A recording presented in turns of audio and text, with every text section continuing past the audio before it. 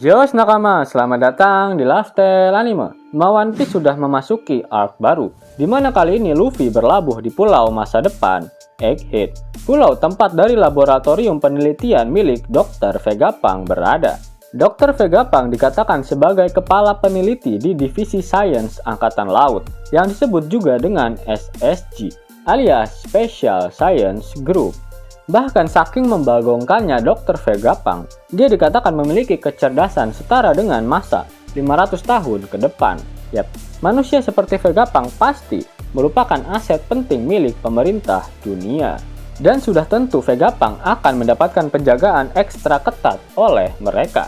Jika kalian ingat dengan cover story dari Franky saat masa time skip, Franky dilempar oleh Bartolomeu Kuma ke Pulau Karakuri, yang merupakan kampung halaman milik Dr. Vegapunk. Di tempat tersebut terdapat laboratorium peninggalan Dr. Vegapunk sebelum dia ditangkap oleh pemerintah dunia. Yap, bahkan di tempat tersebut sangat dijaga ketat oleh pihak Angkatan Laut, sehingga tidak menutup kemungkinan jika di Pulau Egghead, tempat Dr. Vegapunk melakukan penelitian saat ini, penjagaannya sangat ketat.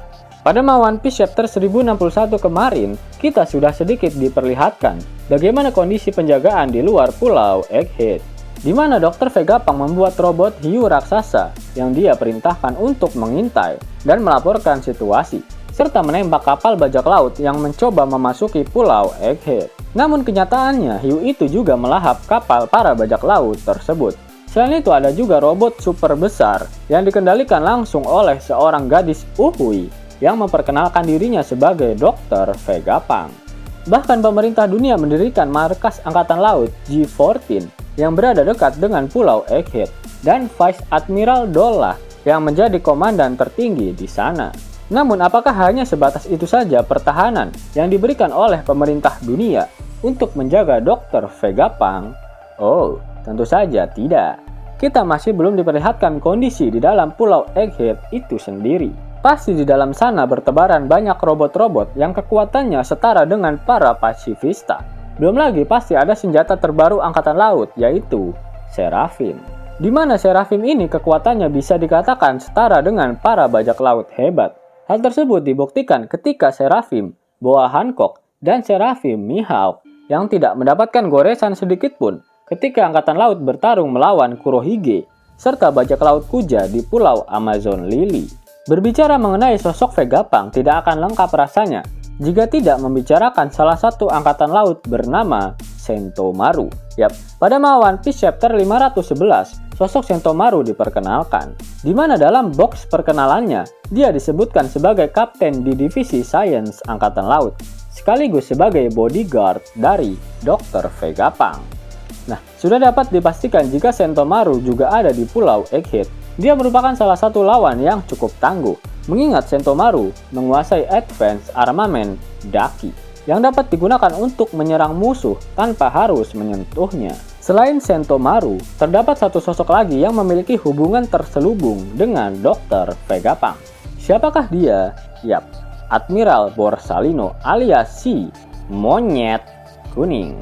Dalam manganya dikatakan jika laser yang ditembakkan oleh para pasifista berasal dari DNA buah iblis milik Admiral Kizaru. Apa sebenarnya hubungan antara Kizaru dengan Dr. Vegapunk?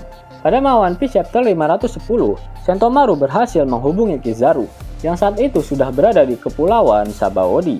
Saat ditelepon, Sentomaru memanggil Kizaru dengan sebutan paman. Namun yang menariknya, dalam kanji Jepang, perkataan Sentomaru itu ditulis dengan Kizaru no Ojiki, di mana dalam bahasa Jepang perkataan itu biasa digunakan pada kelompok Yakuza dan merupakan panggilan untuk seorang ayah alias bos Yakuza. Saat ini Sentomaru adalah satpam untuk Dr. Vegapunk. Apakah Kizaru adalah kepala satpamnya? Benar ya kok. Kedatangan Luffy dan krunya ke Pulau Egghead pastinya akan membuat Kizaru pergi juga ke pulau tersebut. Mengingat Luffy kini sudah menjadi ancaman besar bagi pemerintah dunia setelah dia resmi didapuk menjadi seorang Yonkou. Dan lawan yang seimbang sudah pasti adalah seekor Admiral Angkatan Laut pastinya. Keinginan Kizaru untuk berkonfrontasi dengan bajak laut kru topi jerami sudah terendu sejak permulaan arc Wano Kuni. di mana Kizaru meminta Akainu agar dia diizinkan untuk pergi ke negeri Wano Kuni. Namun saat itu Admiral Asuzuki alias Buakainu tak mengizinkannya, dengan alasan mereka tak mengetahui kekuatan tempur dari para samurai Wano Kuni.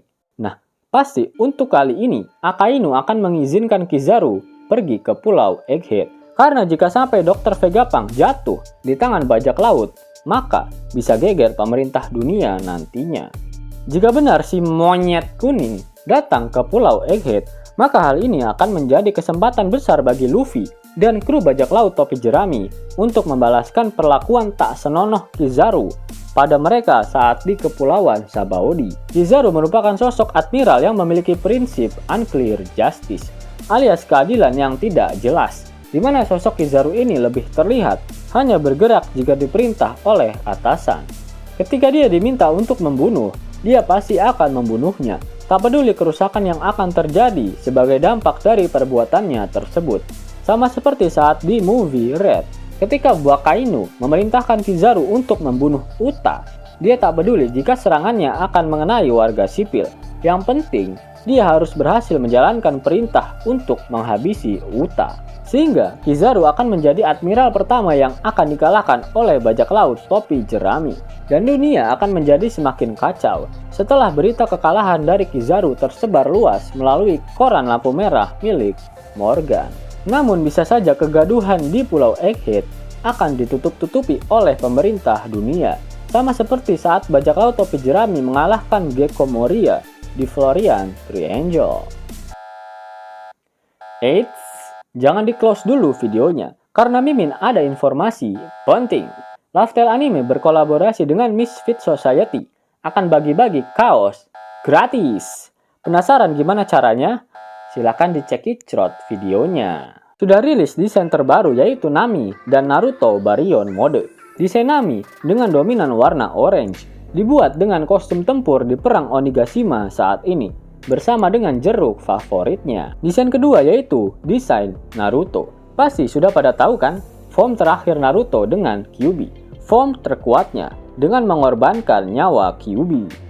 Kedua desain ini sudah tersedia di platform kesukaan kalian, WhatsApp, Marketplace, dan juga TikTok Shop. Pengiriman bisa COD dan juga bisa free ongkir bos. Bahan kaos tersedia versi premium 24S dan versi standar 30S. Mimin rekomendasikan yang 24S ya, biar yang kamu dapatkan adalah versi terbaik. Harga untuk 30S adalah 99.000 dan 24S 119.000 saja. Khususon di perilisan kali ini, kita akan memberikan satu kaos gratis di pembelian saat ini untuk kamu yang sudah memiliki 5 kaos dari kami. Dan untuk yang memiliki kurang dari 5 atau belum sama sekali, tenang saja, dengan menggenapkan pembelian ke 5 pieces, kamu akan mendapatkan free satu kaos bebas, pilih yang mana aja bos. Mau klaim free kaosnya? Hubungi WhatsApp kami dulu ya sebelum memesan. Yang mau kaosnya saja, langsung saja sikat bos. Link pemesanan ada di kolom deskripsi. Yos nakama, itulah video teori mengenai Kizaru yang akan meluncur ke Pulau Egghead. Jika nakama menyukai video ini, jangan lupa klik like, share, dan subscribe channel ini ya, agar nakama semua tak ketinggalan info menarik seputar One Piece. Arigato.